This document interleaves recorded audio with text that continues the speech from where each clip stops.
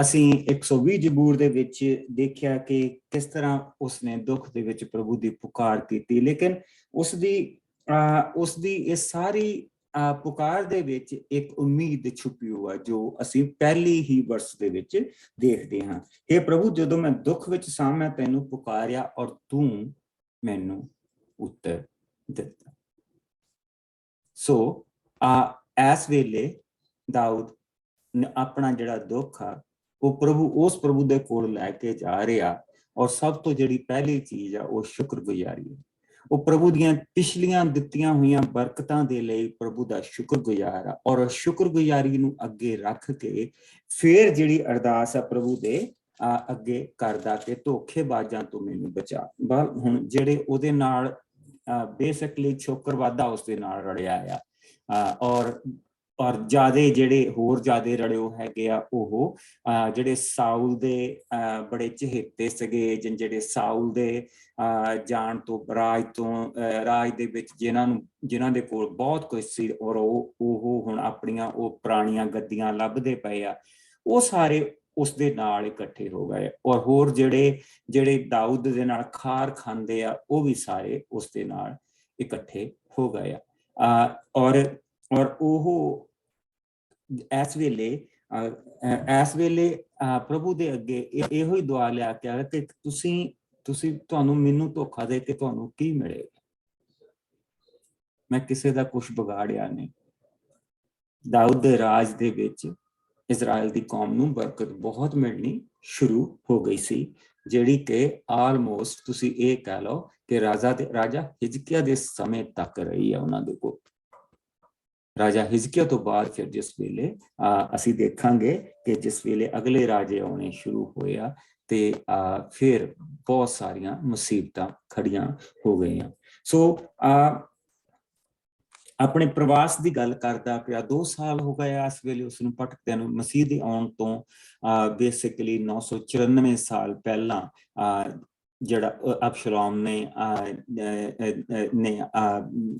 अपना सारा काम शुरू कर दिता सीगा। सो दाऊद नूं बेसिकली जेरूसलम छड्ड के दौड़ना पिया सीगा, और ये 2 कारण सी कि एक को जेरूसलम दे विच जंग नहीं सी लड़ना मंगदा क्योंकि शहर बिल्कुल बनिया सीगा, मोती वर्गा शहर बनिया सीगा, वो शहर नूं अग नहीं सी लाउणी मंगदा। दूसरा वो आम लोकां दी जान नहीं सी मंगदा कि आम लोकां दी जान ना जाए।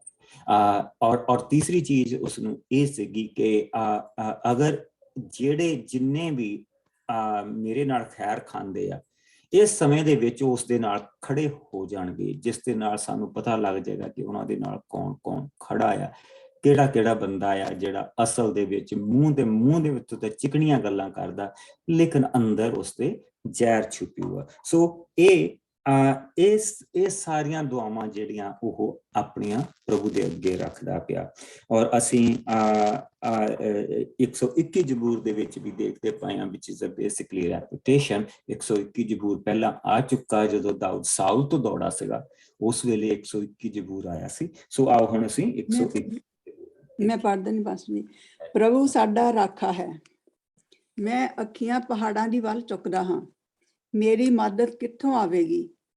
मैनू प्रभु तो मदद मिलती है जिसने स्वर्ग ते धरती बनाए हैं।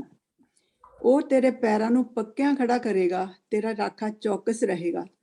इजराइल दा राखा ना ऊंघेगा ते ना ही सौवेगा। प्रभु तेरी रख्या करेगा, वो छाए दे वांग तेरे नाल रहेगा। सूरज तैनूं दिन दे वेले ना सताएगा, ना ही चंद रात नूं। प्रभु हर तरह की बुराई तो बचावेगा, वो तेरी जान की रख्या करेगा। प्रभु हमेशा लई तेरे अंदर बाहर जान समय तेरी रख्या करेगा। आमीन। सो इस वेले अगर असीं पहले जबूर नूं देखीए और असीं दूसरे जबूर नूं देखीए ते दूसरे जबूर दे विच प्रभु दी आस उसनूं मिल गई कि मैं अपनी अखां किहदे वाल चुकदा, मैं अपनी अखां योआब दे वाल चुकां, मैं अपनी अखां जिहड़े मेरे एलाई आ जिहड़े दूसरे देशां दे लोकां ने मेरे नाल रल गए मैं उन्हां वाल चुकां। तो उसने क्या नहीं, मैं अपनी अखां प्रभु दे वाल चुकां। क्यों? क्योंकि प्रभु दे विच एक बरकत आ ते ये स्वर्ग और धरती दा बनाउण वाला प्रभु,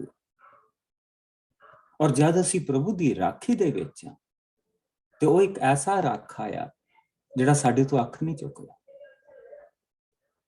ਜਿਹਦੀ ਅੱਖ ਸਾਡੇ ਤੇ ਲੱਗੀ ਰਹਿੰਦੀ। ਔਰ ਦੂਸਰੀ ਚੀਜ਼ ਜਿਹੜੀ ਸਭ ਤੋਂ ਅੱਗੇ, ਕਿ ਉਹ ਸੂਰਜ ਤੈਨੂੰ ਦਿਨ ਵੇਲੇ ਨਹੀਂ ਸਤਾਏ। ਅੱਛਾ, ਅਗਲੀ ਚੀਜ਼, ਪ੍ਰਭੂ ਤੇਰੀ ਰੱਖਿਆ ਕਰੇਗਾ, ਉਹ ਛਾਏ ਦੇ ਵਾਂਗ ਤੇਰੇ ਨਾਲ ਰਹੇਗਾ। ਨਾ that is very important, that is very important। ਪਰਛਾਵਾਂ ਉਸ ਚੀਜ਼ ਦਾ ਹੁੰਦਾ ਜਿਹੜੀ ਚੀਜ਼ ਹੁੰਦੀ ਆ। ਹਵਾ ਦਾ ਕੋਈ ਪਰਛਾਵਾਂ ਨਹੀਂ ਹੁੰਦਾ, ਲੇਕਿਨ ਮਨੁੱਖ ਦਾ ਪਰਛਾਵਾਂ ਹੁੰਦਾ। ਸੋ ਦੇਖਣ ਵਾਲੀ ਚੀਜ਼ ਇਹ ਹੈ ਕਿ ਪ੍ਰਭੂ ਉਸ ਦੇ ਨਾਲ ਇਸ ਤਰ੍ਹਾਂ ਆ ਜਿਸ ਤਰ੍ਹਾਂ ਕਿ ਉਸਦੀ ਆਪਣੀ ਪਰਛਾਈ ਹੈ, ਔਰ ਪ੍ਰਭੂ ਦੀ ਹਜ਼ੂਰੀ ਉਸਦੇ ਨਾਲ ਆ। He can see it, ਉਹ ਮਹਿਸੂਸ ਨਹੀਂ ਕਰਦਾ, he can see it। ਮੇਰਾ ਰਾਖਾ ਮੇਰੇ ਨਾਲ ਰਹੇਗਾ ਦਿਨੇ ਵੀ ਔਰ ਰਾਤੀ ਵੀ, ਔਰ ਮੈਨੂੰ ਹਰ ਬੁਰਾਈ ਤੋਂ ਬਚਾਵੇਗਾ, ਮੇਰੀ ਜਾਨ ਦੀ ਰੱਖਿਆ ਕਰੇਗਾ, ਔਰ ਅੰਦਰ ਬਾਹਰ ਜਾਣ ਸਮੇਂ ਮੇਰੀ ਰੱਖਿਆ ਕਰੇਗਾ। ਹੁਣ ਆਪਾਂ 18ਵੇਂ ਭਾਵ ਦੇ ਵਿੱਚ ਆਉਂਦੇ ਹਾਂ। ਇਸ ਵੇਲੇ ਅਸੀਂ ਜਿੱਥੇ ਪਹੁੰਚ ਚੁੱਕੇ ਹਾਂ, ਮੇਰੇ ਨਾਲ 18ਵਾਂ ਭਾਵ, ਦੂਸਰਾ ਸੈਮੂਅਲ 18ਵਾਂ ਭਾਵ, ਪੰਨਾ 473 ਪੁਰਾਣੇ ਨਿਯਮ ਦਾ। ਮੈਂ ਪੜ੍ਹ ਦਿੰਦਾ ਪਾਸਟਰ ਜੀ। ਹਾਂਜੀ ਵੀਰਾ ਜੀ, ਆਓ ਅਸੀਂ ਇਸ ਦੀਆਂ ਪਹਿਲੀਆਂ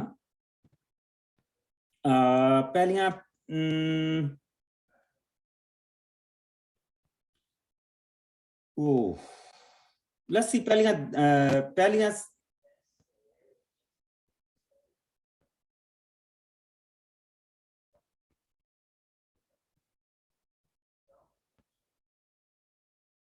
ਪਹਿਲੀਆਂ ਅਸੀਂ ਆਓ ਜੀ ਪਹਿਲੀਆਂ 6 ਆਇਤਾਂ ਹੀ ਦੇਖਦੇ ਹਾਂ ਪਹਿਲਾਂ। ਅਬਸ਼ਲੋਮ ਦਾ ਹਾਰ ਕੇ ਮਾਰੇ ਜਾਣਾ।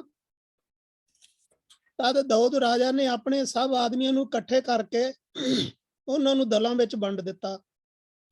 ਉਸਨੇ ਉਹਨਾਂ ਉੱਤੇ ਹਜ਼ਾਰਾਂ ਅਤੇ ਸੈਂਕੜਿਆਂ ਦੇ ਹਿਸਾਬ ਨਾਲ ਸਰਦਾਰ ਠਹਿਰਾਏ। ਉਸਨੇ ਉਹਨਾਂ ਨੂੰ 3 ਹਿੱਸਿਆਂ ਵਿੱਚ ਵੰਡ ਕੇ ਘੱਲਿਆ। ਇੱਕ ਹਿੱਸੇ ਦਾ ਸਰਦਾਰ ਜੋਆਬ ਸੀ, ਦੂਜੇ ਦਾ ਜੋਆਬ ਦਾ ਭਰਾ ਅਬੀਸ਼ਈ, ਤੀਜੇ ਦਾ ਗਿੱਤੀ ਇਤਈ ਸੀ। ਰਾਜਾ ਦਾਊਦ ਨੇ ਉਹਨਾਂ ਦੇ ਨਾਲ ਲੜਾਈ ਦੇ ਮੈਦਾਨ ਵਿੱਚ ਜਾਣ ਦੀ ਇੱਛਾ ਪ੍ਰਗਟ ਕੀਤੀ ਅਤੇ ਕਿਹਾ, ਮੈਂ ਵੀ ਤੁਹਾਡੇ ਨਾਲ ਜਾਵਾਂਗਾ।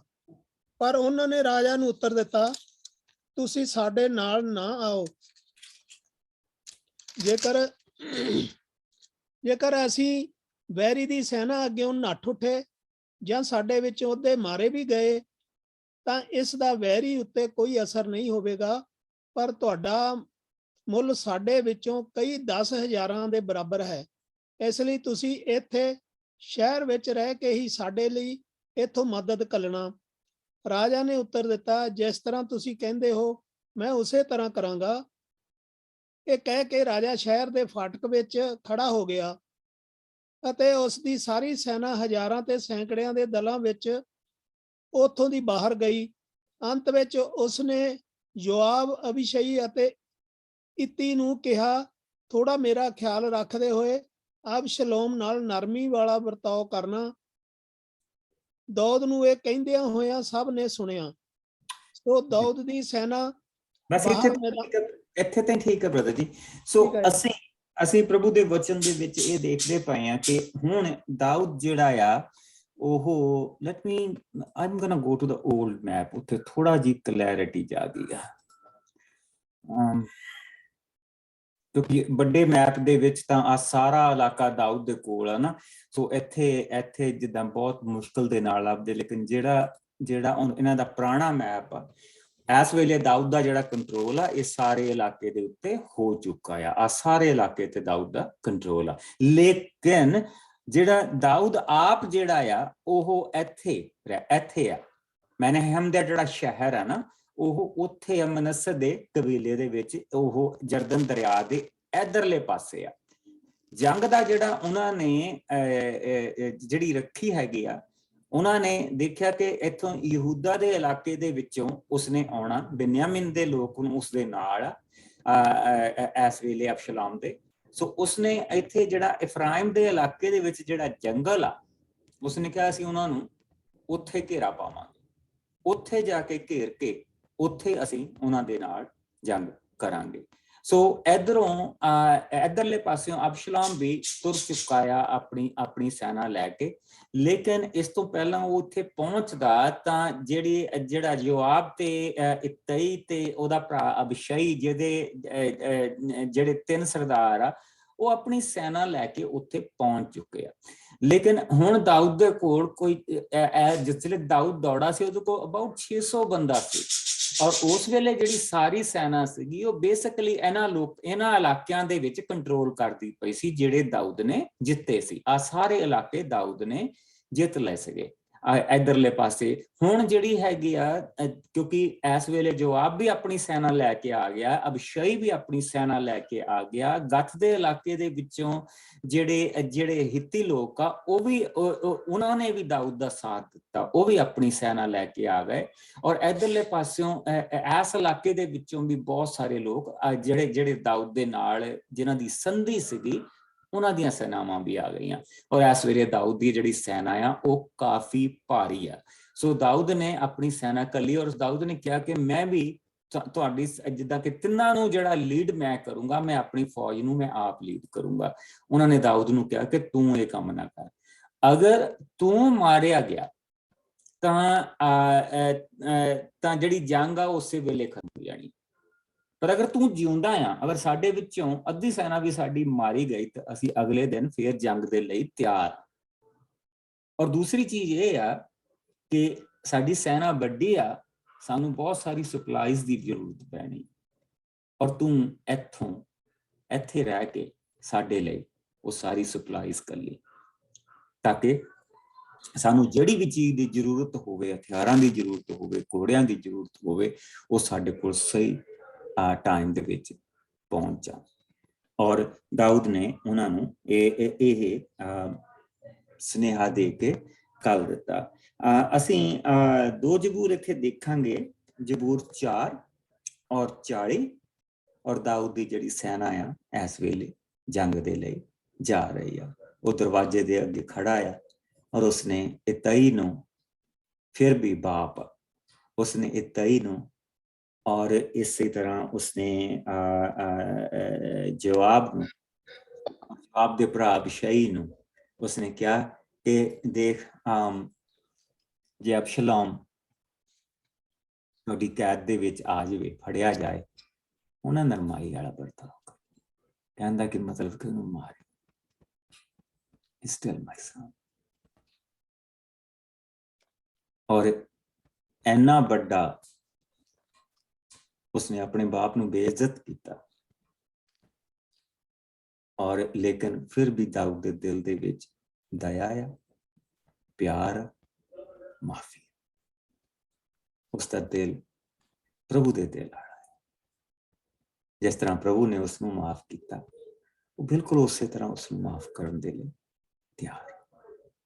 ਲੇਕਿਨ ਹੁਣ ਅਸੀਂ ਮੇਰੇ ਨਾਲ ਜ਼ਬੂਰ 4 ਔਰ 40 ਜਿਸ ਨੂੰ ਮਿਲ ਜਾਏ।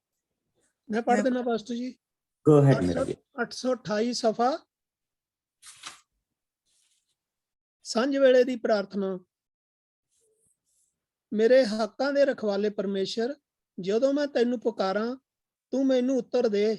ਜਦੋਂ ਮੈਂ ਸੰਕਟ ਵਿੱਚ ਸਾਂ ਤੂੰ ਮੇਰਾ ਸਹਾਰਾ ਬਣਿਆ।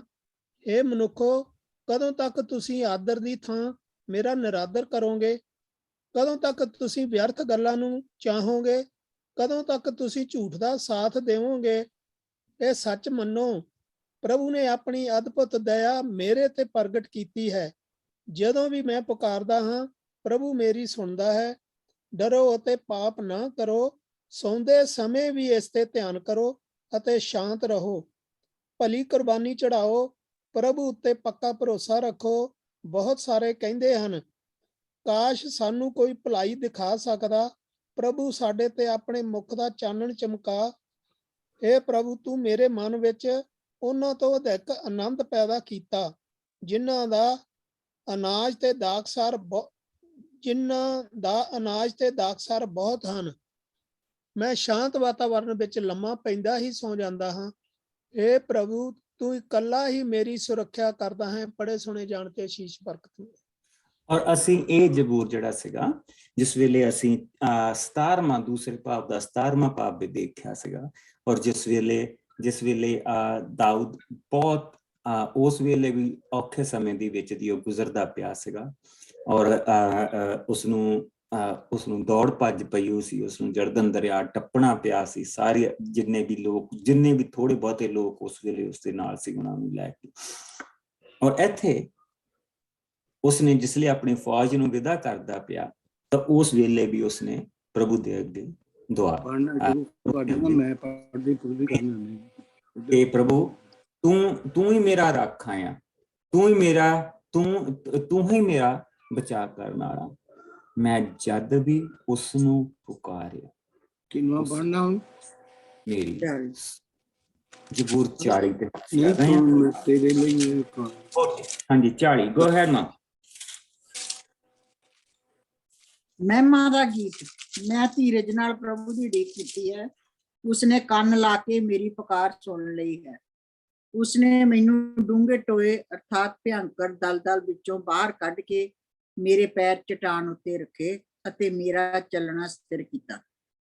ਉਸਨੇ ਮੇਰੇ ਮੂੰਹ ਵਿੱਚ ਇੱਕ ਨਵਾਂ ਗੀਤ ਪਾਇਆ, ਅਰਥਾਤ ਸਾਡੇ ਪਰਮੇਸ਼ਰ ਦੀ ਮਹਿਮਾ ਦਾ ਗੀਤ। ਬਹੁਤ ਸਾਰੇ ਦੇਖਣਗੇ ਅਤੇ ਡਰਨਗੇ ਅਤੇ ਪ੍ਰਭੂ ਉੱਤੇ ਭਰੋਸਾ ਕਰਨਗੇ। ਧੰਨ ਉਹ ਮਨੁੱਖ ਹੈ ਜੋ ਪ੍ਰਭੂ ਉੱਤੇ ਭਰੋਸਾ ਰੱਖਦਾ ਹੈ, ਜੋ ਹੰਕਾਰੀਆਂ ਦੇ ਪਿੱਛੇ ਨਹੀਂ ਜਾਂਦਾ ਅਤੇ ਜੋ ਝੂਠੇ ਦੇਵਤਿਆਂ ਦੀ ਪੂਜਾ ਨਹੀਂ ਕਰਦਾ। हे ਪ੍ਰਭੂ ਮੇਰੇ ਪਰਮੇਸ਼ਰ, ਤੇਰੇ ਸਾਡੇ ਲਈ ਕੀਤੇ ਅਦਭੁਤ ਕੰਮਾਂ ਅਤੇ ਵਿਚਾਰਾਂ ਦੀ ਗਿਣਤੀ ਬੇਅੰਤ ਹੈ। ਜੇਕਰ ਮੈਂ ਉਹਨਾਂ ਸਭ ਬਾਰੇ ਦੱਸਣਾ ਚਾਹਾਂ ਤਾਂ ਉਹ ਗਿਣਤੀ ਵਿੱਚ ਇੰਨੇ ਹਨ ਕਿ ਮੈਂ ਉਹਨਾਂ ਬਾਰੇ ਨਹੀਂ ਦੱਸ ਸਕਦਾ। ਤੇਰਾ ਟਾਕਰਾ ਕੋਈ ਵੀ ਨਹੀਂ ਕਰ ਸਕਦਾ। ਤੂੰ ਕੁਰਬਾਨੀ ਅਤੇ ਭੇਟ ਦਾ ਚਾਹਵਾਨ ਨਹੀਂ, ਇੱਥੋਂ ਤੱਕ ਕਿ ਹੋਮ ਬਲੀ ਅਤੇ ਪਾਪ ਬਲੀ ਨਹੀਂ ਮੰਗਦਾ। ਸਗੋਂ ਤੂੰ ਮੇਰੇ ਕੰਨ ਖੋਲੇ ਹਨ। ਤਦ ਮੈਂ ਕਿਹਾ, ਦੇਖ ਮੈਂ ਆ ਗਿਆ ਹਾਂ। ਵਿਵਸਥਾ ਦੀ ਪੁਸਤਕ ਵਿੱਚ ਮੇਰੇ ਲਈ ਸਭ ਲਿਖਿਆ ਹੈ। हे ਮੇਰੇ ਪਰਮੇਸ਼ਰ, ਤੇਰੀ ਇੱਛਾ ਪੂਰੀ ਕਰਕੇ ਮੈਂ ਅਨੰਤਤ ਹੁੰਦਾ ਹਾਂ। ਤੇਰੀ ਵਿਵਸਥਾ ਦੀਆਂ ਗੱਲਾਂ ਮੇਰੇ ਦਿਲ ਵਿੱਚ ਹਨ। ਤੇਰੇ ਸ਼ੁਭ ਸਮਾਚਾਰ ਬਾਰੇ ਮੈਂ ਮਹਾ ਸੰਗਤ ਵਿੱਚ ਪ੍ਰਚਾਰ ਕੀਤਾ ਹੈ। ਦੇਖ ਮੈਂ ਆਪਣਾ ਮੂੰਹ ਬੰਦ ਨਹੀਂ ਰੱਖਿਆ। हे ਪ੍ਰਭੂ, ਤੂੰ ਇਹ ਸਭ ਜਾਣਦਾ ਹੈ। ਮੈਂ ਤੇਰੀ ਮੁਕਤੀ ਦੇ ਸ਼ੁਭ ਸਮਾਚਾਰ ਨੂੰ ਆਪਣੇ ਮਨ ਵਿੱਚ ਲੁਕਾ ਨਹੀਂ ਰੱਖਿਆ, ਸਗੋਂ ਮੈਂ ਤੇਰੀ ਵਫਾਦਾਰੀ ਅਤੇ ਮੁਕਤੀ ਦੀ ਘੋਸ਼ਣਾ ਕੀਤੀ ਹੈ। ਮੈਂ ਤੇਰੀ ਦਇਆ ਅਤੇ ਸਚਾਈ ਨੂੰ ਮਹਾਸੰਗਤ ਦੇ ਲੋਕਾਂ ਕੋਲੋਂ ਨਹੀਂ ਛੁਪਾਇਆ ਹੈ। हे ਪ੍ਰਭੂ, ਤੂੰ ਆਪਣੀ ਦਇਆ ਦੀ ਨਜ਼ਰ ਮੇਰੇ ਤੇ ਹਮੇਸ਼ਾ ਰੱਖ। ਤੇਰੀ ਦਇਆ ਅਤੇ ਸੱਤ ਹਮੇਸ਼ਾ ਮੈਨੂੰ ਸੰਭਾਲਣ। ਮਦਦ ਲਈ ਪ੍ਰਾਰਥਨਾ। ਅਣਗਿਣਤ ਬੁਰਾਈਆਂ ਨੇ ਮੈਨੂੰ ਘੇਰ ਲਿਆ ਹੈ। ਮੇਰੇ ਕੁਕਰਮਾਂ ਨੇ ਮੈਨੂੰ ਇੱਥੋਂ ਤੱਕ ਦਬਾ ਦਿੱਤਾ ਹੈ ਕਿ ਮੈਂ ਉਤਾਂਹ ਨਜ਼ਰ ਵੀ ਨਹੀਂ ਚੁੱਕ ਸਕਦਾ। ਮੇਰੇ ਬੁਰੇ ਕੰਮ ਮੇਰੇ ਸਿਰ ਦੇ ਵਾਲਾਂ ਤੋਂ ਵੀ ਅਧਿਕ ਹਨ। ਮੈਂ ਪਾਗਲ ਹੋ ਉੱਠਿਆ ਹਾਂ। हे ਪ੍ਰਭੂ, ਆਪਣੀ ਕਿਰਪਾ ਨਾਲ ਤੂੰ ਮੈਨੂੰ ਬਚਾ। ਤੂੰ ਮੇਰੀ ਮਦਦ ਤੁਰੰਤ ਕਰ। ਜੋ ਲੋਕ ਮੇਰੀ ਜਾਨ ਲੈਣ ਦੇ ਪਿੱਛੇ ਪਏ ਹਨ, ਤੂੰ ਉਹਨਾਂ ਨੂੰ ਸ਼ਰਮਿੰਦਿਆ ਕਰ। ਤੂੰ ਉਹਨਾਂ ਦੀ ਮੱਤ ਮਾਰ ਦੇ। ਜੋ ਮੇਰਾ ਬੁਰਾ ਚਾਹੁੰਦੇ ਹਨ, ਤੂੰ ਉਹਨਾਂ ਨੂੰ ਹਾਰ ਦੇ ਅਤੇ ਅਪਮਾਨਿਤ ਕਰ। ਜੋ ਲੋਕ ਮੇਰੇ ਤੇ ਵਿਅੰਗ ਕੱਸਦੇ ਹਨ, ਉਹ ਆਪਣੀ ਸ਼ਰਮਿੰਦਗੀ ਕਾਰਨ ਖਤਮ ਹੋ ਜਾਣ। ਪਰ ਤੇਰੇ ਖੋਜੀ ਹਮੇਸ਼ਾ ਤੇਰੀ ਸੰਗਤ ਵਿੱਚ ਅਨੰਤ ਅਤੇ ਖੁਸ਼ ਹੋ। ਉਹ ਤੇਰੀ ਮੁਕਤੀ ਨੂੰ ਪਿਆਰ ਕਰਦੇ ਹਨ ਅਤੇ ਲਗਾਤਾਰ ਇਸ ਤਰ੍ਹਾਂ ਕਹਿੰਦੇ ਹਨ, ਪ੍ਰਭੂ ਮਹਾਨ ਹੈ। ਮੈਂ ਗਰੀਬ ਅਤੇ ਲੋੜਵੰਦ ਹਾਂ। ਤੂੰ ਪ੍ਰਭੂ ਮੇਰੀ ਚਿੰਤਾ ਕਰਦਾ ਹੈ। ਤੂੰ ਮੇਰਾ ਮਦਦਗਾਰ ਤੇ ਛੁਟਕਾਰਾ ਦੇਣ ਵਾਲਾ ਹੈ। हे ਪਰਮੇਸ਼ਰ, ਤੂੰ ਦੇਰ ਨਾ ਕਰ। ਆਮੀਨ। ਸੋ ਪ੍ਰਭੂ ਨੇ ਆਲਰੇਡੀ ਉਸ ਨੂੰ ਉਮੀਦ ਦੀ ਕਿਰਨ ਦਿਖਾ ਦਿੱਤੀ। ਔਰ ਰਾਜਾ ਦਾਊਦ ਦੀਆਂ ਜਿਸਲੇ ਫੌਜਾਂ ਜਾ ਰਹੀਆਂ ਤੇ ਉਹ ਆਪਣੇ ਪ੍ਰਭੂ ਦੇ ਅੱਗੇ ਦੁਆ ਕਰਦਾ ਪਿਆ। ਔਰ ਜਿਨ੍ਹਾਂ ਦੇ ਨਾਲ ਜਿਹੜੀ ਫੌਜ ਜਾਂਦੀ ਪਈ ਆ, ਉਹਨਾਂ ਨੂੰ ਇਸ ਚੀਜ਼ ਦਾ ਪਤਾ ਕਿ ਸਾਡਾ ਰਾਜਾ ਪ੍ਰਭੂ ਨੂੰ ਪਿਆਰ ਕਰਦਾ। ਇਸ ਕਰਕੇ ਪਰਮੇਸ਼ਰ ਦਾ ਹੱਥ ਸਾਡੇ ਨਾਲ, ਉਹਨਾਂ ਦੇ ਦਿਲਾਂ ਦੇ ਵਿੱਚੋਂ ਡਰ ਨਿਕਲ ਜਾਂਦੇ ਆ, ਕਿਉਂਕਿ ਉਹ ਜਾਣਦੇ ਆ ਕਿ ਪ੍ਰਭੂ ਦੀ ਹਜ਼ੂਰੀ ਸਾਡੇ ਨਾਲ, ਔਰ ਅਸੀਂ ਹਾਰ ਨਹੀਂ ਸਕਦੇ। ਔਰ ਇਹੋ ਹੀ ਕਾਰਨ ਸੀ ਕਿ ਯੋਆਬ ਨੇ ਦਾਊਦ ਨੂੰ ਨਾਲ ਲੈ ਕੇ ਨਹੀਂ ਗਿਆ।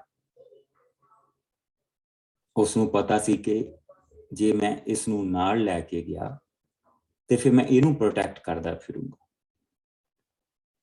ਪਰ ਇਹ ਅਗਰ ਪਿੱਛੇ ਰਿਹਾ ਤੇ ਇਹ ਸਾਡੇ ਲਈ ਪ੍ਰਭੂ ਦੇ ਅੱਗੇ ਵੀ ਦੁਆ ਕਰੇਗਾ, ਔਰ ਸਾਨੂੰ ਜਿਹੜੀ ਚੀਜ਼ ਚਾਹੀਦੀ ਹੋਗੀ ਉਹ ਵੀ ਸਾਨੂੰ ਮਿਲੇਗੀ। ਔਰ ਸਭ ਤੋਂ ਜ਼ਿਆਦਾ ਜਿੰਨੀ ਦੇਰ ਤੱਕ ਇਹ ਜਿਉਂਦਾ, ਪ੍ਰਭੂ ਦੀ ਹਜ਼ੂਰੀ ਸਾਡੇ ਨਾਲ, ਔਰ ਅਸੀਂ ਹਾਰ ਨਹੀਂ ਸਕਦੇ। ਸੋ ਇਹ ਜ਼ਬੂਰ ਅਸੀਂ ਪਹਿਲਾਂ ਵੀ ਦੇਖ ਚੁੱਕੇ ਹਾਂ, ਇਹਨਾਂ ਨੂੰ ਅਸੀਂ ਇਨਸਾਈਡ ਆਊਟ ਦੇਖਿਆ ਹੈਗਾ। ਲੇਕਿਨ ਇੱਕ ਰਾਜਾ ਪ੍ਰਭੂ ਨੂੰ ਕਹਿ ਰਿਹਾ, ਮੈਂ ਗਰੀਬ ਨਾਲ ਖੜਦੇ ਸੀ ਕਿ ਉਹਦੇ ਸਾਹਮਣੇ ਉਹਨੇ ਅਫਸਰ, ਮੈਂ ਗਰੀਬ ਅਤੇ ਲੋੜਵੰਦ ਹਾਂ, ਤੂੰ ਹੈ ਪ੍ਰਭੂ ਮੇਰੀ ਚਿੰਤਾ ਕਰਦਾ ਹੈ, ਤੂੰ ਮੇਰਾ ਮਦਦਗਾਰ ਹੈ ਅਤੇ ਛੁਟਕਾਰਾ ਦੇਣ ਵਾਲਾ ਹੈ। हे ਪ੍ਰਭੂ ਤੂੰ ਹੁਣ ਦੇਰ ਨਾ ਕਰ। ਔਰ ਪ੍ਰਭੂ ਦਾ ਸ਼ੁਕਰ ਹੈ ਕਿ ਜਿਹੜੀ ਫੌਜ ਆ ਇਸ ਦੇ ਜੰਗ ਲਈ ਨਿਕਲ ਚੁੱਕੀ ਆ। ਹੁਣ ਅਸੀਂ ਦੇਖਦੇ ਹਾਂ 5 ਆਇਤ ਤੋਂ ਲੈ ਕੇ 17 ਆਇਤ ਤੱਕ, ਸੌਰੀ 6 ਆਇਤ ਤੋਂ ਲੈ ਕੇ 17 ਆਇਤ ਤੱਕ, ਜਿਸ ਸੌਰੀ 18 ਆਇਤ ਤੱਕ, ਜਿਸ ਨੂੰ ਸੋ ਦਾਊਦ ਦੀ ਸੈਨਾ ਬਾਹਰ ਮੈਦਾਨ ਵਿੱਚ ਨਿਕਲੀ ਅਤੇ ਜਾ ਕੇ ਇਫਰਾਈਮ ਦੇ ਜੰਗਲ ਵਿੱਚ ਇਜ਼ਰਾਈਲੀ ਸੈਨਾ ਨਾਲ ਲੜੀ। ਇਜ਼ਰਾਈਲੀ ਸੈਨਾ ਦਾਊਦ ਦੀ ਸੈਨਾ ਕੋਲੋਂ ਹਾਰ ਗਈ ਅਤੇ ਉਸ ਦਿਨ ਕੋਈ 20,000 ਆਦਮੀ ਮਾਰੇ ਗਏ। ਲੜਾਈ ਸਾਰੇ ਦੇਸ਼ ਵਿੱਚ ਫੈਲ ਗਈ ਅਤੇ ਜੰਗਲ ਵਿੱਚ ਅੱਗ ਲੱਗਣ ਕਾਰਨ ਲੜਾਈ ਵਿੱਚ ਮਰਨ ਵਾਲਿਆਂ ਨਾਲੋਂ ਵੱਧ ਲੋਕ ਅੱਗ ਨਾਲ ਭਸਮ ਹੋ ਗਏ ਸਨ। ਅਬਸ਼ਲੋਮ ਆਪਣੀ ਖੱਚਰ ਉੱਤੇ ਚੜ੍ਹਿਆ ਜਾ ਰਿਹਾ ਸੀ ਕਿ ਉਸ ਦੀ ਟੱਕਰ ਦਾਊਦ ਦੇ ਆਦਮੀਆਂ ਨਾਲ ਹੋ ਗਈ। ਜਦੋਂ ਉਹ ਖੱਚਰ ਉੱਤੇ ਬੈਠਾ ਹੋਇਆ ਇੱਕ ਵੱਡੇ ਬਲੂਤ ਦੇ ਰੁੱਖ ਹੇਠੋਂ ਦੀ ਲੰਘਿਆ ਤਾਂ ਉਸ ਦਾ ਸਿਰ ਉਸ ਰੁੱਖ ਦੀਆਂ ਟਹਿਣੀਆਂ ਵਿੱਚ ਫਸ ਗਿਆ, ਪਰ ਉਸ ਦੀ ਖੱਚਰ ਅੱਗੇ ਲੰਘ ਗਈ ਤਾਂ ਉਹ ਹਵਾ ਵਿੱਚ ਟਹਿਣੀਆਂ ਵਿੱਚ ਫਸਿਆ ਲਟ ਗਿਆ। ਦਾਊਦ ਦੇ ਇੱਕ ਆਦਮੀ ਨੇ ਉਸ ਨੂੰ ਰੁੱਖ ਨਾਲ ਲਟਕਦੇ ਦੇਖਿਆ ਤਾਂ ਉਸ ਨੇ ਜਾ ਕੇ ਜਵਾਬ ਨੂੰ ਕਿਹਾ, ਮੈਂ ਅਬਸ਼ਲੋਮ ਨੂੰ ਰੁੱਖ ਦੇ ਨਾਲ ਲਟਕਿਆ ਦੇਖਿਆ ਹੈ। ਜਵਾਬ ਨੇ ਉਸ ਆਦਮੀ ਨੂੰ ਕਿਹਾ, ਜੇਕਰ ਤੂੰ ਉਸ ਨੂੰ ਦੇਖਿਆ ਸੀ ਤਾਂ ਤੂੰ ਉਸ ਨੂੰ ਉੱਥੇ ਹੀ ਕਿਉਂ ਕਤਲ ਨਾ ਕੀਤਾ? ਤੈਨੂੰ ਇਸ ਤੇ ਇਨਾਮ ਵੱਲੋਂ ਮੈਂ 10 ਚਾਂਦੀ ਦੇ ਸਿੱਕੇ ਤੇ ਇੱਕ ਪੇਟੀ ਦਿੰਦਾ। ਪਰ ਉਸ ਆਦਮੀ ਨੇ ਉੱਤਰ ਦਿੱਤਾ, ਬੇਸ਼ੱਕ ਤੂੰ ਮੈਨੂੰ 1000 ਰੁਪਏ ਵੀ ਕਿਉਂ ਨਾ ਦਿੰਦਾ, ਪਰ ਮੈਂ ਫਿਰ ਵੀ ਰਾਜਾ ਦੇ ਪੁੱਤਰ ਉੱਤੇ ਹੱਥ ਨਹੀਂ ਚੁੱਕਦਾ। ਅਸੀਂ ਆਪ ਸਭ ਨੇ ਰਾਜਾ ਤੈਨੂੰ, ਅਬਸ਼ਈ ਅਤੇ 23 ਨੂੰ ਇਹ ਕਹਿੰਦੇ ਸੁਣਿਆ ਸੀ, ਥੋੜਾ ਮੇਰਾ ਖਿਆਲ ਰੱਖਦੇ ਹੋਏ ਅਬਸ਼ਲੋਮ ਨਾਲ ਨਰਮੀ ਵਾਲਾ ਵਰਤਾਓ ਕਰਨਾ। ਫਿਰ ਜੇਕਰ ਮੈਂ ਅਬਸ਼ਲੋਮ ਉੱਤੇ ਹੱਥ ਚੁੱਕਦਾ ਵੀ ਤਾਂ ਰਾਜਾ ਨੂੰ ਇਸ ਗੱਲ ਦਾ ਪਤਾ ਲੱਗ ਜਾਂਦਾ, ਕਿਉਂਕਿ ਉਸ ਕੋਲ ਹਰ ਗੱਲ ਪਹੁੰਚ ਜਾਂਦੀ ਹੈ, ਤਾਂ ਉਸ ਸਮੇਂ ਤੂੰ ਵੀ ਮੇਰੇ ਵੱਲ ਦੀ ਗੱਲ ਨਾ ਕਰਦਾ। ਤਦ ਜਵਾਬ ਨੇ ਉਸ ਨੂੰ ਕਿਹਾ, ਮੈਂ ਤੇਰੇ ਨਾਲ ਹੋਰ ਸਮਾਂ ਐਵੇਂ ਨਹੀਂ ਗਵਾ ਸਕਦਾ। ਸੋ ਜਵਾਬ ਨੇ 3 ਤੀਰ ਲੈ ਕੇ ਅਬਸ਼ਲੋਮ ਤੇ ਚਲਾਏ, ਜਦੋਂ ਕਿ ਉਹ ਅਜੇ ਜਿਉਂਦਾ ਹੀ ਰੁੱਖ ਨਾਲ ਟੰਗਿਆ ਹੋਇਆ ਸੀ। ਫਿਰ ਜਵਾਬ ਨੇ 10 ਆਦਮੀਆਂ ਨੇ ਅਬਸ਼ਲੋਮ ਨੂੰ ਘੇਰ ਕੇ ਉਸ ਨੂੰ ਮਾਰ ਦਿੱਤਾ। ਤਦ ਜਵਾਬ ਨੇ ਲੜਾਈ ਬੰਦ ਕਰਨ ਦਾ ਬਿਗਲ ਵਜਾਇਆ ਅਤੇ ਉਸ ਦੀ ਸੈਨਾ ਨੇ ਇਜ਼ਰਾਈਲੀਆਂ ਦਾ ਪਿੱਛਾ ਕਰਨਾ ਬੰਦ ਕਰ ਦਿੱਤਾ। ਉਹਨਾਂ ਨੇ ਅਬਸ਼ਲੋਮ ਦੀ ਲਾਸ਼ ਲੈ ਕੇ ਇੱਕ ਡੂੰਘੀ ਖੱਡ ਵਿੱਚ ਸੁੱਟ ਦਿੱਤੀ ਤੇ ਉਸ ਉੱਤੇ ਇੱਕ ਪੱਥਰਾਂ ਦਾ ਢੇਰ ਲਾ ਦਿੱਤਾ। ਸਭ ਇਜ਼ਰਾਈਲੀ ਨੱਠ ਕੇ ਆਪਣੇ ਆਪਣੇ ਘਰੀ ਚਲੇ ਗਏ। ਅਬਸ਼ਲੋਮ ਨੇ ਆਪਣੀ ਮੌਤ ਤੋਂ ਪਹਿਲਾਂ ਸ਼ਾਹੀ ਆਬਾਦੀ ਵਿੱਚ ਇੱਕ ਯਾਦਗਾਰੀ ਬੁਰਜ ਬਣਾਇਆ ਸੀ, ਜਿਸ ਨੂੰ ਉਸਨੇ ਆਪਣਾ ਨਾਂ ਦਿੱਤਾ ਸੀ। ਉਸ ਦਾ ਕੋਈ ਪੁੱਤਰ ਨਹੀਂ ਸੀ ਜੋ ਉਸ ਦੇ ਨਾਂ ਨੂੰ ਜਿਉਂਦਾ ਰੱਖਦਾ, ਸੋ ਉਸ ਬੁਰਜ ਦਾ ਨਾਂ ਅੱਜ ਤੱਕ ਅਬਸ਼ਲੋਮ ਦਾ ਯਾਦਗਾਰੀ ਬੁਰਜ ਹੈ। ਆਮੀਨ। ਸੋ ਲੜਾਈ ਬਹੁਤੀ ਦੇਰ ਲਾਸਟ ਨਹੀਂ ਕੀਤੀ। ਇੱਕ ਤਾਂ ਜਿੱਥੇ ਇਜ਼ਰਾਈਲੀ ਸੈਨਾ ਸੀ ਉਸ ਜੰਗਲ ਨੂੰ ਪ੍ਰਭੂ ਨੇ ਅੱਗ ਲਾਤੀ, ਔਰ ਜਿਹਦੇ ਨਾਲ ਉਹਨਾਂ ਦੇ ਵਿੱਚ ਭਗਦੜ ਮਚ ਗਈ। ਸੋ ਜਿਸ ਵੇਲੇ ਉਹ ਭਗਦੜ ਮਚ ਗਈ, ਦੌੜਦੇ ਇੱਧਰ ਉੱਧਰ ਨਿਕਲਦੇ ਸੀ ਤਾਂ ਬਾਹਰ ਯੋਆਬ ਦੀ ਸੈਨਾ ਸੀ, ਇੱਕ ਪਾਸੇ ਅਬਸ਼ਈ ਦੀ ਸੈਨਾ ਸੀ, ਤੀਜੇ ਪਾਸੇ ਇਤਾਈ ਦੀ ਸੈਨਾ ਸੀ, ਘੇਰਾ ਪਿਆ ਸੀ। ਸੋ ਜਿਹੜਾ ਕੋਈ ਨਿਕਲਦਾ ਸੀ ਜਿਹੜਾ ਤਾਂ ਦੌੜ ਜਾਂਦਾ, ਦੌੜਾ ਸੀਗਾ, ਹਥਿਆਰ ਥੂ ਸੁੱਟ ਕੇ ਦੌੜਾ ਜਾਂਦਾ ਸੀ, ਉਹਨੂੰ ਉਸਦਾ ਪਿੱਛਾ ਜ਼ਰੂਰ ਕੀਤਾ ਜਾਂਦਾ ਸੀ, ਪਰ ਜੰਗ ਬਹੁਤੀ ਦੇਰ ਨਹੀਂ ਚੱਲੀ। ਜੰਗ ਦੇ ਵਿੱਚ ਪ੍ਰਭੂ ਨੇ ਮਦਦ ਕੀਤੀ ਔਰ ਜੰਗ ਉਹ ਹਾਰ ਗਿਆ। ਔਰ ਜਿਸ ਵੇਲੇ ਉਸਨੇ ਦੇਖਿਆ ਕਿ ਮੈਂ ਜੰਗ ਹਾਰ ਗਿਆ, ਤਾਂ ਜਿਸ ਵੇਲੇ ਉਹ ਉੱਥੋਂ ਬਾਹਰ ਨਿਕਲਿਆ ਜੰਗਲ ਚ, ਤਾਂ ਮੂਹਰੇ ਜਵਾਬ ਦੇ ਆਦਮੀ ਸੀ। ਉਹਨਾਂ ਤੋਂ ਡਰਦਾ ਉਹ ਦੌੜਾ ਤੇ ਉਸਦੇ ਬਾਲ ਬਹੁਤ ਘਣੇ ਸੀ। ਉਸਦੇ ਬਾਲ ਸਾਲ ਦੇ ਵਿੱਚ ਇੱਕ ਵਾਰੀ ਕੱਟੇ ਜਾਂਦੇ ਸੀ ਤੇ ਫਿਰ ਉਸਦੀਆਂ ਲਟਾਂ ਵੇਚੀਆਂ ਜਾਂਦੀਆਂ ਸੀ। ਬਹੁਤ ਸੁੰਦਰ ਸੀ ਉਸਦਾ ਪੁੱਤਰ। ਤੇ ਜਿਸ ਵੇਲੇ ਉਸਨੇ ਉਹੀ ਜਿਹੜੇ ਬਾਲ ਸੀਗੇ ਉਹੀ ਉਹਦੇ ਬਲੂਤ ਦੇ ਰੁੱਖ ਦੇ ਵਿੱਚ ਫਸ ਗਏ ਔਰ ਉੱਥੇ ਲਟਕ ਗਿਆ, ਜਿੱਦਾਂ ਅਸੀਂ ਮੂਵੀ ਦੇ ਵਿੱਚ ਦੇਖਿਆ। ਤੇ ਜਵਾਬ ਨੇ ਆਦਮੀਆਂ ਨੂੰ ਕਿਹਾ ਵੀ ਤੁਸੀਂ ਉਸਨੂੰ ਮਾਰਿਆ ਕਿਉਂ ਨਹੀਂ? ਉਹ ਕਹਿੰਦਾ ਵੀ ਰਾਜਾ ਨੂੰ ਅਸੀਂ ਕਹਿੰਦੇ ਸੁਣਿਆ ਸੀ ਕਿ ਤੂੰ ਵੀ ਉੱਥੇ ਸੀ, ਇਹ ਤਈ ਨੂੰ ਵੀ ਕਿਹਾ ਸੀ, ਤੈਨੂੰ ਵੀ ਕਿਹਾ ਸੀ ਕਿ ਥੋੜਾ ਨਰਮੀ ਵਾਲਾ ਉਹਦੇ ਨਾਲ ਵਰਤਾਓ ਕਰਨਾ। ਔਰ ਇਹ ਇੱਕ ਅਗਲਾ ਕਾਰਨ ਸੀ ਕਿ ਯੋਆਬ ਦਾਊਦ ਨੂੰ ਨਾਲ ਲੈ ਕੇ ਨਹੀਂ ਆਇਆ ਸੀ, ਕਿਉਂਕਿ ਇਹ ਕੰਡਾ ਕੱਢਣਾ ਚਾਹੁੰਦਾ ਸੀ। ਉਸਨੂੰ ਪਤਾ ਸੀ ਕਿ ਅਬਸ਼ਲੋਮ ਚੱਲ ਚੁੱਕਾ ਸਿੱਕਾ ਹੈ, ਇਹ ਮੇਰੇ ਕੰਮ ਦਾ ਨਹੀਂ। ਔਰ ਅਗਰ ਇਹ ਜਿਉਂਦਾ ਰਹਿ ਗਿਆ ਤੇ ਇਹਨੇ ਹੁਣ ਮੁਸੀਬਤ ਪੈਦਾ ਕਰਨੀ, ਇਹਨੇ ਇੱਕ ਤੋਂ ਬਾਅਦ ਦੂਜੀ ਮੁਸੀਬਤ ਪੈਦਾ ਕਰਨੀ। ਤਾਂ ਉਸਨੇ ਕਿਹਾ ਕਿ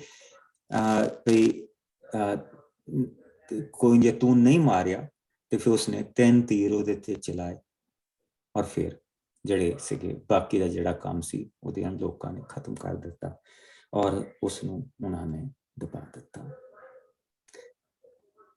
ਜੰਗ ਦੇ ਵਿੱਚ ਇਸ ਵੇਲੇ ਜਿਹੜੀ ਆ ਉਹ ਜਿੱਤ ਹੋਈ ਆ, ਅਬਸ਼ਲੋਮ ਦੀ ਹਾਰ ਹੋਈ। ਬਹੁਤ ਸਾਰੇ ਇਜ਼ਰਾਈਲੀ ਜਿਹੜੇ ਛੁਪੇ ਰੂਪ ਦੇ ਵਿੱਚ ਦਾਊਦ ਦੇ ਖਿਲਾਫ ਸੀ,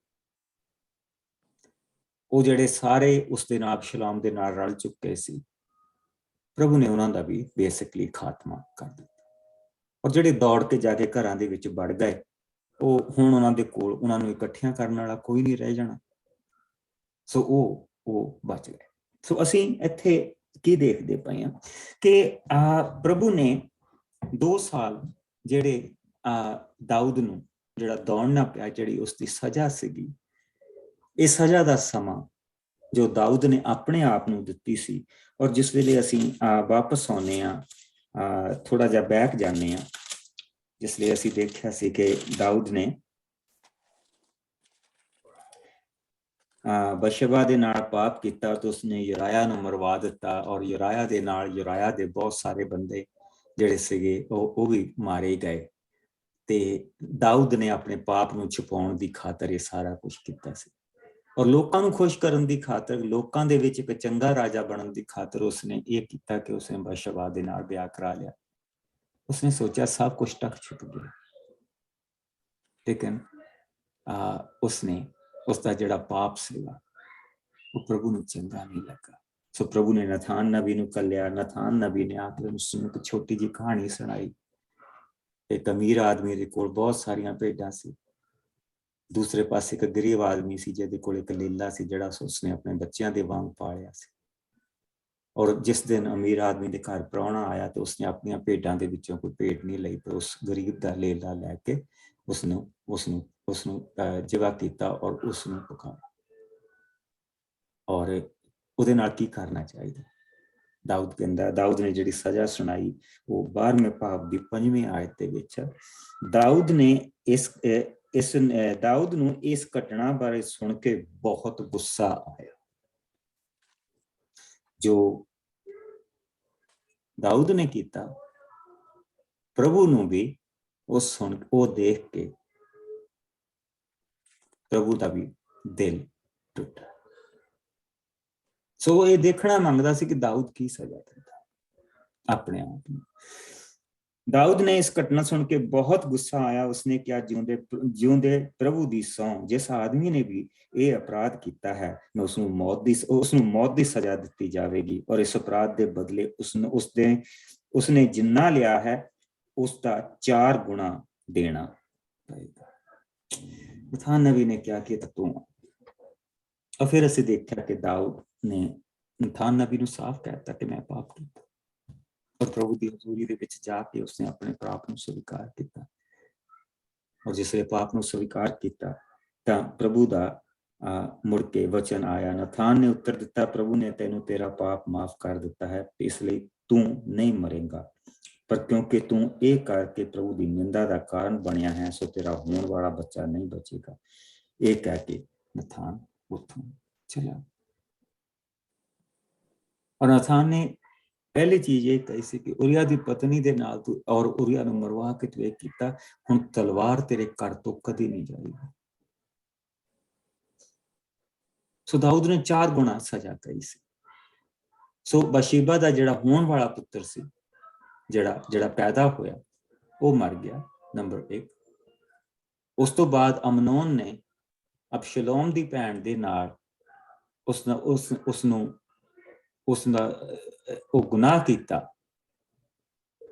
ਔਰ ਉਸਨੇ ਉਸ ਤੋਂ ਬਾਅਦ ਆਪਣੇ ਭਰਾ ਦੇ ਘਰ ਰਹਿਣ ਲੱਗੀ, ਔਰ ਹਮੇਸ਼ਾ ਉਹ ਵਿਧਵਾਵਾਂ ਵਾਲੇ ਕੱਪੜੇ ਪਾ ਕੇ ਰੱਖਦੀ ਸੀ, ਉਹ ਜਿਉਂਦੀ ਮਰ ਗਈ, ਨੰਬਰ 2 ਤੇ।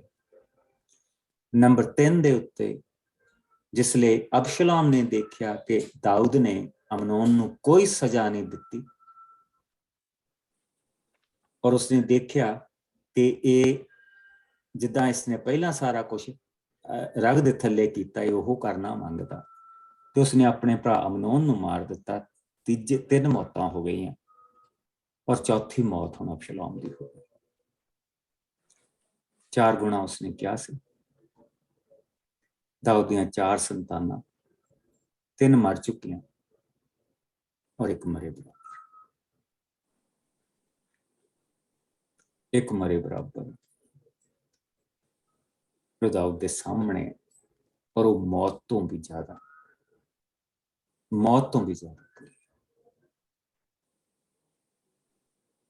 ਇਹ ਹੈ ਪਾਪ ਦੀ ਸਜ਼ਾ, ਔਰ ਉਸ ਪਾਪ ਦੀ ਸਜ਼ਾ ਜੋ ਪ੍ਰਭੂ ਨੇ ਘਟਾ ਕੇ ਦਿੱਤੀ ਹੈ, ਜੋ ਦਾਊਦ ਨੂੰ ਮਿਲੀ।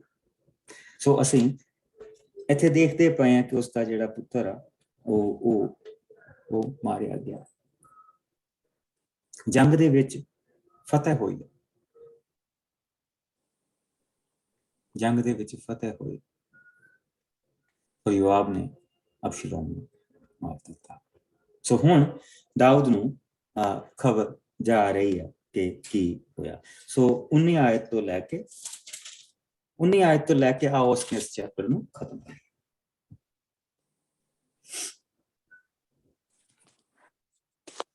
ਦਾਊਦ ਨੂੰ ਅਬਸ਼ਲੋਮ ਦੀ ਮੌਤ ਦੀ ਖਬਰ ਮਿਲਣਾ। ਤਦ ਸਦੋਕ ਦੇ ਪੁੱਤਰ ਅਹੀਮਯਾਸ ਨੇ ਜਵਾਬ ਨੂੰ ਕਿਹਾ, ਮੈਨੂੰ ਤੁਰੰਤ ਜਾਣ ਦਿਓ ਕਿ ਮੈਂ ਜਾ ਕੇ ਰਾਜਾ ਦਾਊਦ ਨੂੰ ਦੱਸਾਂ ਕਿ ਪ੍ਰਭੂ ਨੇ ਉਸ ਦੇ ਬੈਰੀਆਂ ਦਾ ਖਾਤਮਾ ਕਰ ਦਿੱਤਾ ਹੈ।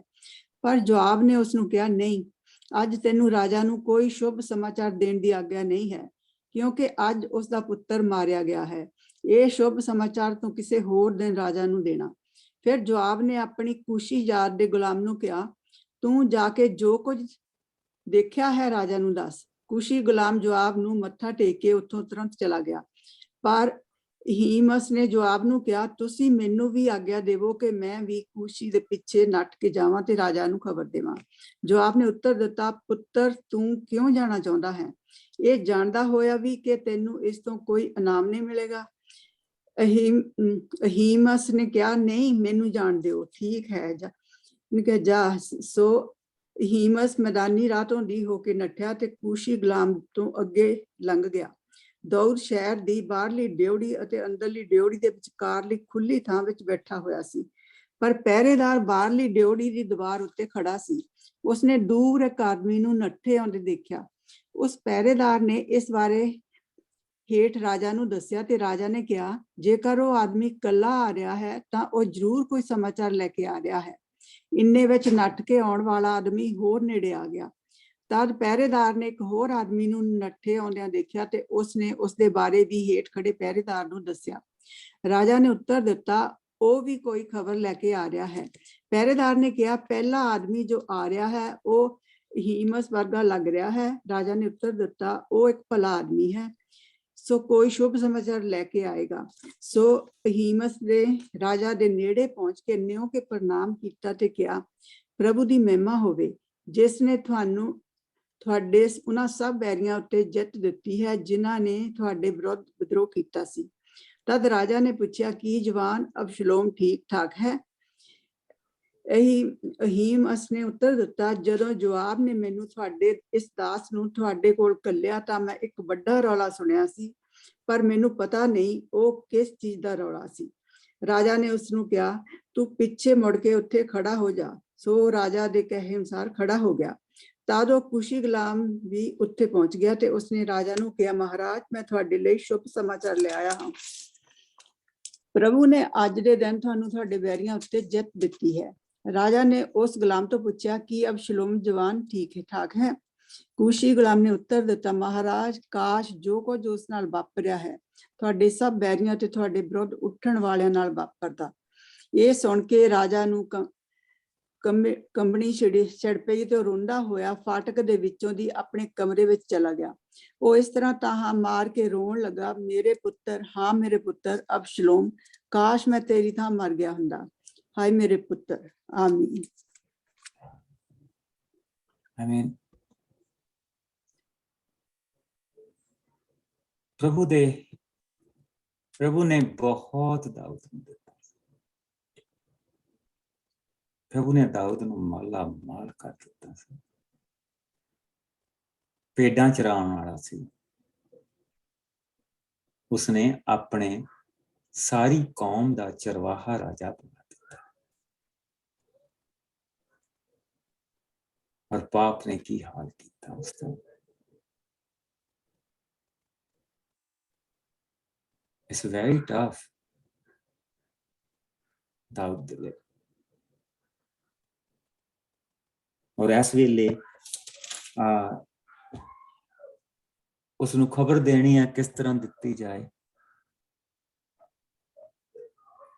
ਤਾਂ ਉਸਨੇ ਅਹਿਮਸ ਨੇ ਕਿਹਾ ਕਿ ਤੂੰ ਏਦਾਂ ਕਰ, ਮੈਨੂੰ ਘੱਲ ਦੇ, ਮੈਂ ਜਾ ਕੇ ਖਬਰ ਦੇਣਾ।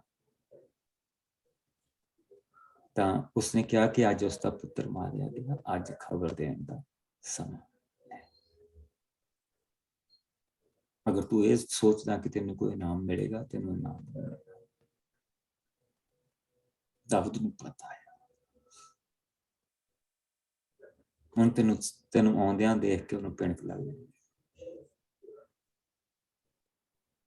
ਉਹਨੇ ਕਿਹਾ, ਨਹੀਂ, ਮੈਂ ਜਾਊਂਗਾ। ਜਾ ਫਿਰ ਭਾਈ, ਤੇਰੀ ਮਰਜ਼ੀ। ਜਾ ਕੇ ਖਬਰ ਦਿੱਤੀ ਕਿ ਮਹਾਰਾਜ,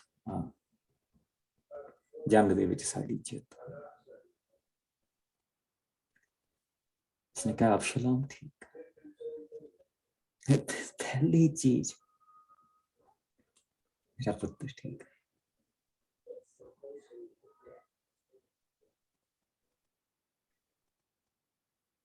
उसने क्या, उसके बारे में पता नहीं, बहुत रौला पिया सीगा।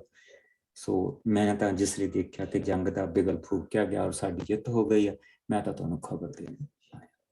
उसने कहा खड़ा हो जा। उसने कहा पिछे एक होर आ रहा कुशी है, वो कहंदा कुशी जाति कुशाइट ਜਿਹੜੇ ਸੀਗੇ, ਇਹ ਬੇਸਿਕਲੀ ਜਿਹੜੇ ਉੱਥੇ ਦੇ ਪਹਿਲਾਂ ਰਹਿਣ ਵਾਲੇ ਲੋਕ ਸੀ, ਉਹਨਾਂ ਦੇ ਵਿੱਚੋਂ ਇੱਕ ਕਬੀਲਾ ਸੀ ਕੁਸ਼ਾਈਟਸ ਦਾ। ਔਰ ਕੁਸ਼ੀ ਲੋਕ ਜਿਹੜੇ ਸੀਗੇ, ਇਹ ਐਕਚੁਅਲੀ ਜਿਹੜੀ ਮੋਜ਼ਸ ਦੀ ਪਤਨੀ ਸੀ, ਉਹ ਕੁਸ਼ੀ ਜਾਤ ਦੇ ਵਿੱਚੋਂ ਸੀ, ਕੁਸ਼ਾਈਟ ਸੀ। ਔਰ ਉਸਨੇ ਕਿਹਾ ਕਿ ਪਿੱਛੋਂ ਇੱਕ ਹੋਰ ਆ ਰਿਹਾ, ਔਰ ਉਸਨੂੰ ਪੁੱਛਿਆ ਕਿ ਅਬਸ਼ਲੋਮ, ਮੇਰਾ ਅਬਸ਼ਲੋਮ ਠੀਕ ਹੈ। ਤੇ ਉਸਨੇ ਬੜੇ ਤਰੀਕੇ ਦੇ ਨਾਲ ਉਸਨੂੰ ਕਿਹਾ ਕਿ ਪਰਮੇਸ਼ਰ ਨੇ ਜੋ ਸਜ਼ਾ ਜੋ ਤੇਰੇ ਵੈਰੀਆਂ ਨੂੰ ਦਿੱਤੀ, ਉਹ ਸਜ਼ਾ ਕਿਸੇ ਨੂੰ ਹੋਰ ਨਹੀਂ ਮਿਲਣੀ।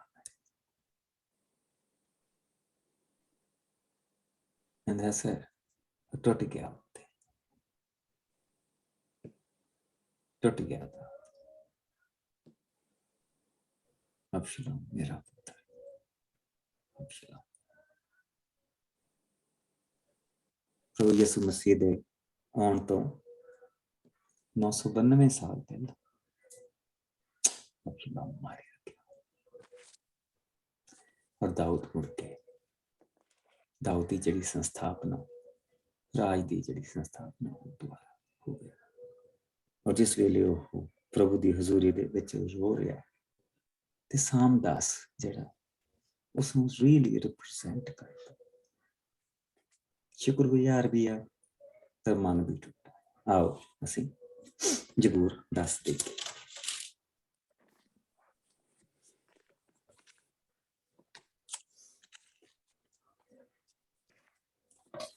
ਜਿਸ ਨੂੰ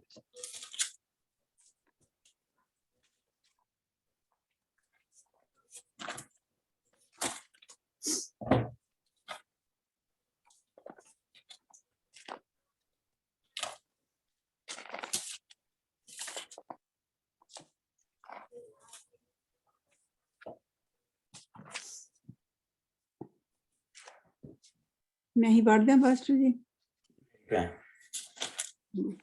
ਇੱਕ ਦੁਖੀ ਦੀ ਪ੍ਰਾਰਥਨਾ। हे ਪ੍ਰਭੂ, ਤੂੰ ਦੂਰ ਕਿਉਂ ਖੜਾ ਰਹਿੰਦਾ ਹੈ ਅਤੇ ਮੇਰੇ ਦੁੱਖ ਦੇ ਸਮੇਂ ਕਿਉਂ ਆਪਣੇ ਆਪ ਨੂੰ ਲੁਕਾਉਂਦਾ ਹੈ? ਦੁਸ਼ਟ ਲੋਕ ਹੰਕਾਰ ਵਿੱਚ ਗਰੀਬ ਦਾ ਬੁਰੀ ਤਰ੍ਹਾਂ ਨਾਲ ਪਿੱਛਾ ਕਰਦੇ ਹਨ। ਤੂੰ ਉਹਨਾਂ ਨੂੰ ਉਹਨਾਂ ਦੇ ਆਪਣੇ ਬੁਣੇ ਜਾਲ ਵਿੱਚ ਹੀ ਫਸਾ ਦੇ। ਦੁਸ਼ਟ ਮਨੁੱਖ ਆਪਣੇ ਮਨ ਦੀਆਂ ਇਛਾਵਾਂ ਤੇ ਹੰਕਾਰ ਕਰਦਾ ਹੈ। ਲਾਲਚੀ ਮਨੁੱਖ ਪ੍ਰਭੂ ਵੱਲੋਂ ਆਪਣਾ ਮੂੰਹ ਮੋੜ ਕੇ ਉਸ ਨੂੰ ਬੁਰਾ ਭਲਾ ਕਹਿੰਦਾ ਹੈ।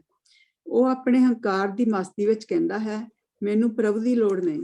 ਦੁਸ਼ਟ ਦਾ ਹਰ ਕੰਮ ਸਫਲ ਹੁੰਦਾ ਹੈ, ਤੇਰੇ ਨਿਆਂ ਦਾ ਉਸ ਤੇ ਕੋਈ ਅਸਰ ਹੀ ਨਹੀਂ ਹੁੰਦਾ।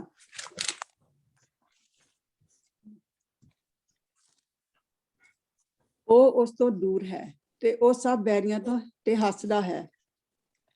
ਉਹ ਆਪਣੇ ਮਨ ਵਿੱਚ ਹਰ ਸਮੇਂ ਸੋਚਦਾ ਹੈ, ਮੈਂ ਕਦੀ ਸਫਲ। ਇਹਦਾ ਹੀ ਬਸ ਇਹਦਾ ਹੀ। ਉਹ ਉਸ ਤੋਂ ਦੂਰ ਹੈ।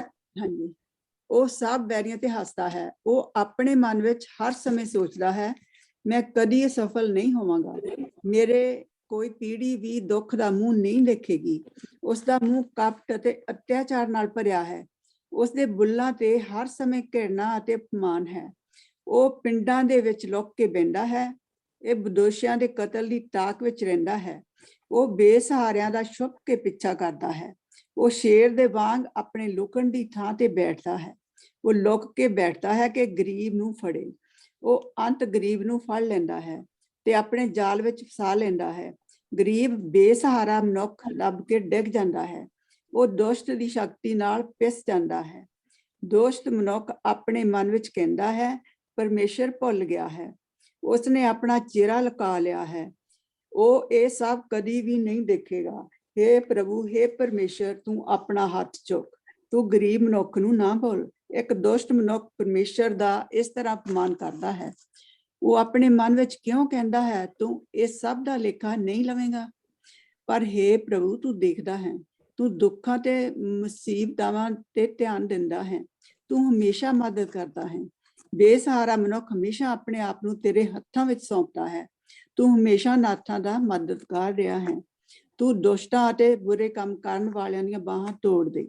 ਤੂੰ ਉਹਨਾਂ ਦੇ ਬੁਰੇ ਕੰਮਾਂ ਦੀ ਸਜ਼ਾ ਉਹਨਾਂ ਨੂੰ ਦੇ, ਜਦੋਂ ਤੱਕ ਬੁਰਾਈ ਖਤਮ ਨਾ ਹੋ ਜਾਵੇ। ਪ੍ਰਭੂ ਅਨੰਤ ਕਾਲ ਤੱਕ ਰਾਜ ਕਰਦਾ ਹੈ। ਉਸ ਤੋਂ ਇਨਕਾਰੀ ਕੌਮਾਂ ਉਸ ਦੇ ਦੁਆਰਾ ਹੀ ਨਾਸ਼ ਹੁੰਦੀਆਂ ਹਨ।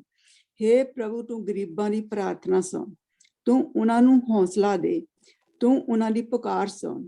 ਤੂੰ ਅਨਾਥਾਂ ਅਤੇ ਜ਼ੁਲਮ ਹੇਠ ਦੱਬਿਆਂ ਦਾ ਨਿਆਂ ਕਰ, ਜਿਸ ਨੂੰ ਦੇਖ ਕੇ ਇਹ ਮਿੱਟੀ ਤੋਂ ਬਣਿਆ ਮਨੁੱਖ ਫਿਰ ਕਦੀ ਇੱਕ ਦੂਜੇ ਤੇ ਜ਼ੁਲਮ ਨਾ ਢਾਵੇ। ਆਮੀਨ। ਆਮੀਨ। ਇਸ ਜ਼ਬੂਰ ਨੂੰ ਆਪਾਂ ਹੁਣ ਅਗਲੇ ਸੋਮਵਾਰ ਨੂੰ ਖੋਲ ਕੇ ਦੇਖਾਂਗੇ। ਪ੍ਰਭੂ ਦਾ ਬਹੁਤ ਸ਼ੁਕਰ ਕਰਦੇ ਹਾਂ ਕਿ ਅਸੀਂ ਪ੍ਰਭੂ ਦਾ ਵਚਨ ਜਿਹੜਾ ਦੇਖਦੇ ਪਏ ਹਾਂ। ਮੈਂ ਤੁਹਾਡਾ ਸਾਰਿਆਂ ਦਾ ਪ੍ਰਭੂ ਦੇ ਲਈ ਬਹੁਤ ਸ਼ੁਕਰ ਕਰਦਾ ਤੇ ਜਿਨ੍ਹਾਂ ਦੇ ਨਾਲ ਪ੍ਰਭੂ ਦੀ ਇਹ ਭਲਾਈ ਮੈਨੂੰ ਵੀ ਦੇਖਣ ਦਾ ਮੌਕਾ ਮਿਲਦਾ। ਇੱਕ ਵਾਰ ਫਿਰ ਇਸ ਵਚਨ ਵਿੱਚੋਂ ਨਵੀਆਂ ਚੀਜ਼ਾਂ ਦੇਖਣ ਦਾ ਮੌਕਾ ਮਿਲਦਾ। ਪ੍ਰਭੂ ਤੁਹਾਨੂੰ ਔਰ ਤੁਹਾਡਿਆਂ ਬੱਚਿਆਂ ਨੂੰ ਬਰਕਤ ਦੇ। ਔਰ ਤੁਸੀਂ ਹਮੇਸ਼ਾ ਆਪਣੇ ਬੱਚਿਆਂ ਨੂੰ ਪ੍ਰਭੂ ਦੀ ਹਜ਼ੂਰੀ ਦੇ ਵਿੱਚ ਬੈਠਦਾ ਦੇਖੋ। ਮੇਰੀ ਬਰਕਤ ਹੈ ਤੁਹਾਨੂੰ ਸਭ ਨੂੰ। ਅਸੀਂ ਹੁਣ ਅਗਲੇ ਮੰਡੇ ਮਿਲਾਂਗੇ ਬਾਈਬਲ ਸਟੱਡੀ ਲਈ। ਸੰਡੇ ਚਰਚ ਦੇ ਵਿੱਚ ਇਕੱਠੇ ਹੋਵਾਂਗੇ। ਸੋ ਸੰਡੇ ਤੁਹਾਨੂੰ ਪਤਾ ਆ ਕਿ ਜਿਹੜਾ ਐਤਵਾਰ ਵਾਲਾ ਦਿਨ ਹੁੰਦਾ ਉਹ ਬੇਸਿਕਲੀ ਸਾਡਾ ਤਿਉਹਾਰ। ਪ੍ਰਭੂ ਨੇ ਸਭ ਤੋਂ ਪਹਿਲਾ ਤਿਉਹਾਰ ਆਦਮ ਦੇ ਨਾਲ ਮਿਲ ਕੇ ਮਨਾਇਆ ਸੀ, ਔਰ ਅਸੀਂ ਹਰ ਹਫ਼ਤੇ ਉਸ ਦੀ ਯਾਦ ਦੇ ਵਿੱਚ ਇਕੱਠੇ ਹੁੰਦੇ। ਸੋ ਆਪਣੇ ਸਬਤ ਦੇ ਤਿਉਹਾਰ ਦੇ ਉੱਤੇ ਜਾਇਓ, ਆਪਣੇ ਪਾਸਵਾਨ ਦੇ ਲਈ ਬਰਕਤ ਦਾ ਕਾਰਨ ਬਣੇ, ਭੈਣਾਂ ਭਰਾਵਾਂ ਦੇ ਲਈ ਬਰਕਤ ਦਾ ਕਾਰਨ ਬਣੇ, ਮੇਰੀ ਦੁਆ ਕਿ ਉਹ ਤੁਹਾਡੇ ਲਈ ਬਰਕਤ ਦਾ ਕਾਰਨ ਬਣੇ। Let us pray. ਪਿਆਰੇ ਪ੍ਰਭੂ, ਤੇਰਾ ਸ਼ੁਕਰ ਕਰਦੇ ਹਾਂ ਤੇਰੇ ਵਚਨ ਦੇ ਲਈ, ਤੇਰੀ ਇਸ ਮਹਾਨ ਦਇਆ ਦੇ ਲਈ। ਹਾਂ ਖੁਦਾਵੰਦ, ਭਾਰੇ ਸਮੇਂ ਤੇਰਿਆਂ ਲੋਕਾਂ ਤੇ ਆਉਂਦੇ ਆ, ਪਰ ਪ੍ਰਭੂ ਜੀ ਤੇਰਾ ਹੱਥ ਹਮੇਸ਼ਾ ਉਹਨਾਂ ਦੇ ਨਾਲ ਹੁੰਦਾ। ਬੁਰਾ ਇਨਸਾਨ ਸੋਚਦਾ ਹੈ, ਉਸਨੂੰ ਆਪਣੀ ਬੁਰਾਈ ਨਹੀਂ ਦਿਸਦੀ, ਉਸਨੂੰ ਦੂਜਿਆਂ ਦੀ ਬੁਰਾਈ ਦਿਸਦੀ, ਔਰ ਇਸ ਕਰਕੇ ਹਮੇਸ਼ਾ ਪ੍ਰਭੂ ਤੋਂ ਦੂਰ ਰਹਿੰਦਾ। ਪਿਆਰੇ ਪ੍ਰਭੂ, ਅਸੀਂ ਤੇਰਾ ਸ਼ੁਕਰ ਕਰਦੇ ਹਾਂ ਕਿ ਤੇਰੇ ਵਿੱਚ ਆ ਕੇ ਸਾਨੂੰ ਆਪਣਾ ਚਿਹਰਾ ਦਿਖਾਈ ਦਿੰਦਾ, ਤੇਰੇ ਵਿੱਚ ਆ ਕੇ ਸਾਨੂੰ ਆਪਣੀ ਬੁਰਾਈ ਦਿਖਾਈ ਦਿੰਦੀ। ਸੋ ਅਸੀਂ ਪ੍ਰਭੂ ਜੀ ਜਦ ਤੇਰੀ ਹਜ਼ੂਰੀ ਦੇ ਵਿੱਚ ਬੜੀ ਖੁਸ਼ੀ ਦੇ ਨਾਲ ਆਉਂਦੇ ਹਾਂ, ਤਾਂ ਖੁਦਾਵੰਦ ਹਰ ਵਾਰੀ ਤੇਰੀ ਆਤਮਾ ਦਾ ਨਿਵਾਲਾ ਜੋ ਸਾਨੂੰ ਖੁਲਾਉਂਦਾ, ਉਸ ਦੇ ਨਾਲ ਪ੍ਰਭੂ ਜੀ ਜਿਹੜਾ ਪੁਰਾਣਾ ਹੈ ਉਹ ਖਤਮ ਹੁੰਦਾ ਜਾਂਦਾ, ਔਰ ਨਵਾਂ ਤੇਰਾ ਹੱਥਾਂ ਦੇ ਨਾਲ ਬਣਦਾ ਜਾਂਦਾ। ਪਿਆਰੇ ਪ੍ਰਭੂ, ਬੁਰੇ ਔਰ ਬੁਰਾਈ ਤੋਂ ਸਾਨੂੰ ਬਚਾ ਕੇ ਰੱਖੇ, ਆਪਣੀ ਨਜ਼ਦੀਕੀ ਦੇ ਵਿੱਚ ਬਣਾ ਕੇ ਰੱਖੇ। ਇਹ ਸਭ ਕੁਛ ਅਸੀਂ ਆਪਣੇ ਪਿਆਰੇ ਪ੍ਰਭੂ ਯਿਸੂ ਮਸੀਹ ਦੇ ਨਾਮ ਦੇ ਵਿੱਚ ਮੰਗਦੇ ਹਾਂ, ਔਰ ਸਾਰੇ ਭੈਣ ਭਰਾ ਕਹਿਣ ਆਮੀਨ। Bless you. ਖੁਦਾਵੰਦ ਤੁਹਾਨੂੰ ਬਰਕਤ ਦੇ, ਤੁਹਾਡੇ ਸਾਰਿਆਂ ਦੇ ਨਾਲ।